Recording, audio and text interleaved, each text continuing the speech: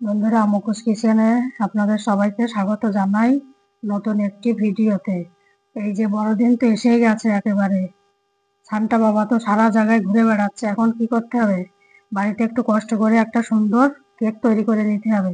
এই যে এখানে রেখেছি, এই যে কলা রেখেছি, এই যে সিঙ্গাপুর কলা, এই কলাগুলো কে দিয়ে, আর এখানে ডিম রেখেছি, আর এই চিনি ক্রাশ করে রেখেছি এখানে, আর রেখেছি এই ময়দাটা রেখেছি। সামান্য উপকরণ দিয়ে এখন একটা কেক বানিয়ে দেখাবো। তাহলে চলুন সবাই দেখতে থাকুন আমি কেকটা কিভাবে তৈরি করি। এখানে আমি দুটো ডিম রেখেছি। ডিম দুটো প্রথমে আমি ভেঙে দিলাম।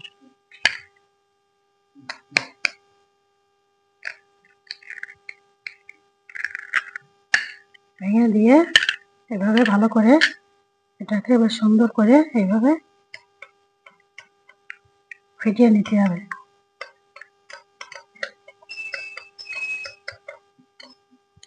এইরকম সামান্য উপকরণ দিয়ে বাড়িতে এই ওভেনে এই কেকটাকে আমি করে দেখাবো।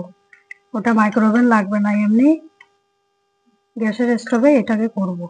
দেখবেন কত সহজে আর কত সুন্দরভাবে জিনিসটা তৈরি হয়ে যায়। একদম সহজেই তৈরি করে বাড়ির সবাইকে খাওয়াতে পারবেন। এইভাবে একবারে দেখে নিলেই হয়ে যাবে। এই ডিমটাকে খুব সুন্দরভাবে ফেটানো হয়ে গেছে। এখন এখানে দিয়ে দিতে হবে, এই যে আমার যেহেতু মেজারমেন্ট কাপটা নেই এই মুহূর্তে, এই জন্য আমি এই ছোট্ট বাটিটার মাপে করছি। এরকম যে কোনো বাটির মাপে এটাকে করা যাবে। এখানে দিয়ে দিলাম এই 1 বাটি ক্রাশ এটা চিনি, আর এখানে দিয়ে দিলাম পরিমাণ মতো এই 1 চামচ লবণ দিয়ে দিলাম, আর এখানে দিয়ে দেব, এটা দিয়ে ভালো করে আগে আমি এর সঙ্গে গুলিয়ে নেব।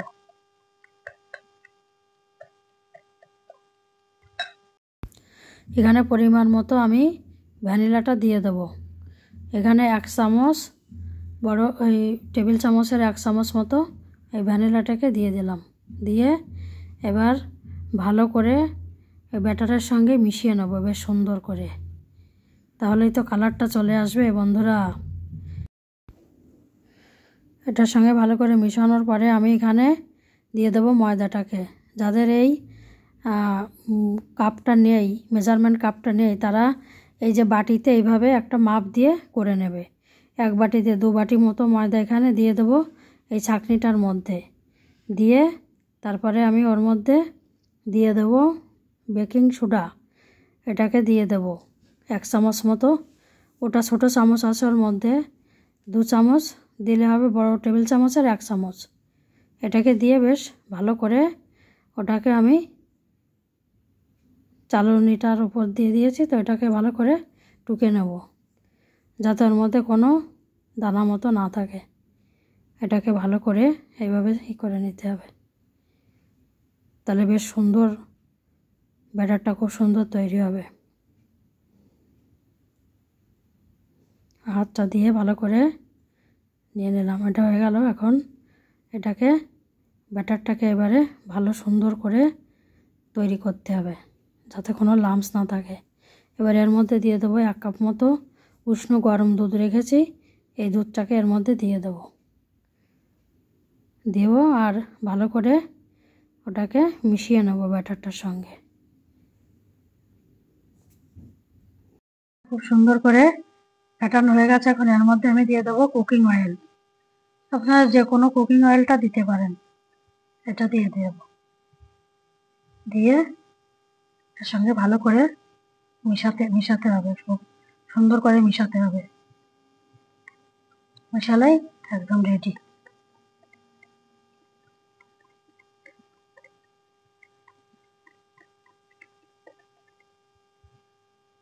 দেখেন কত সুন্দর হয়েছে। বাড়িতে যদি এত সুন্দর কেক করা যায় বন্ধুরা, তাহলে কেন দোকানে কিনে আনার দরকারটা কি? কত নোংরা জায়গায় ওরা তৈরি করে, সে কথাটা ভাবলে তো আর খেতে ইচ্ছা করে না। আমার মতো যারা একটু পিটপিটিয়ে, তাদের মনে হয় বাড়িতে একটুখানি কষ্ট করলেই খুব সুন্দর একটা জিনিস তৈরি হয়ে যাবে। এটা হয়ে গেল রেডি আমার। এবার আমি কলাটাকে ফালি ফালি করে কেটে প্যানটার মধ্যে দিয়ে দেবো খুব সুন্দর করে। প্যানটাকে গরম করতে দিয়েছি, দিয়ে এর মধ্যে দিয়ে দেবো এই বাটার দিয়ে দেবো, 2 টুকরো বাটার দিয়ে দেবো। বাটারটা দিয়ে খুব সুন্দর করে বাটারটাকে সারা জায়গায় আমি মিশিয়ে নেব। আঁচটাকে কম করে দিতে হবে বন্ধুরা, কম করে দিয়ে এইভাবে সারা জায়গায় এরকম করে মিশিয়ে নিতে হবে। বেশি গরম করা যাবে না, এরকম করে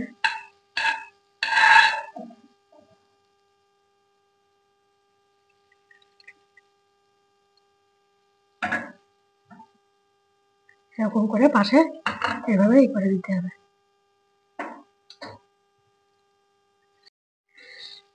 এখন এই বাটারের মধ্যে আমি এই চিনিটাকে দিয়ে দেবো।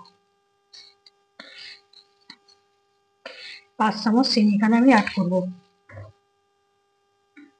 করে এভাবে রেখে দেব।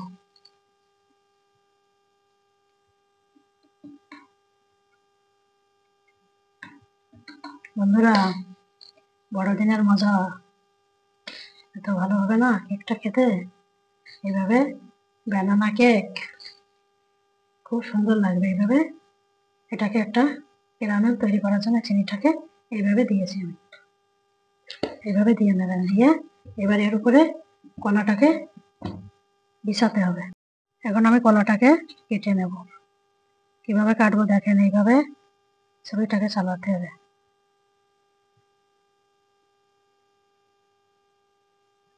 এইভাবে কাটবো,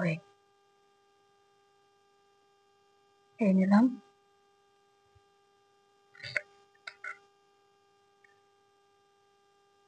এরকম মাছ বরাবর নিতে হবে, নিয়ে বেশ সুন্দর করে কেটে নিতে হবে।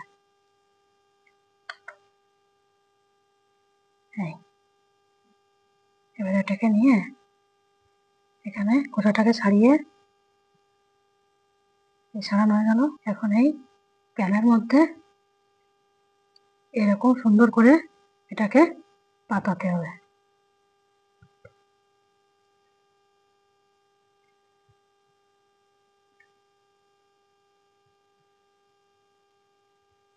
এই দিয়ে দিলাম। এরকম এক এক করে প্যানটার মধ্যে এই কলাটাকে এইভাবে দিয়ে দিতে হবে। কত সুন্দর সহজেই তৈরি করা যাবে দেখবেন এই কেকটাকে। কলাটাকে ঠিক এইভাবে সাজাতে হবে, সাজিয়ে এইবারে এই ব্যাটারটাকে এর মধ্যে দিয়ে দিতে হবে।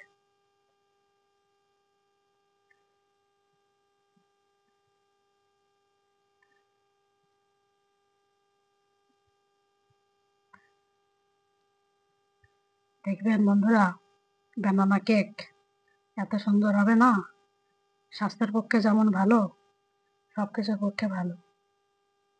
এইভাবে বানাবেন এইভাবে বাড়িতে।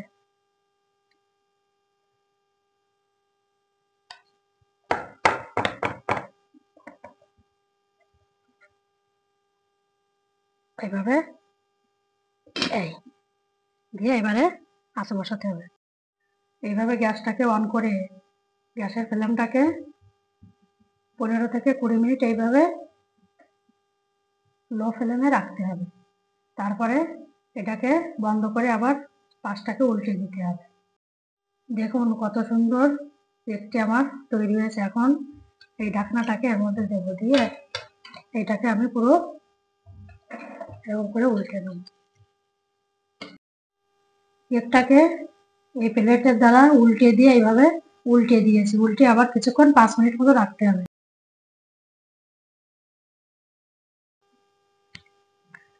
দেখুন বন্ধুরা, কত সামান্য উপকরণ দিয়ে এরকম ব্যানানা কেক তৈরি হয়ে গেল।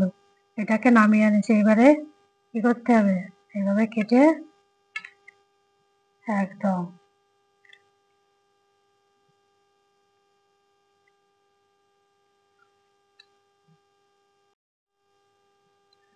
এত সুন্দর হয়েছে না কেকটা বন্ধুরা।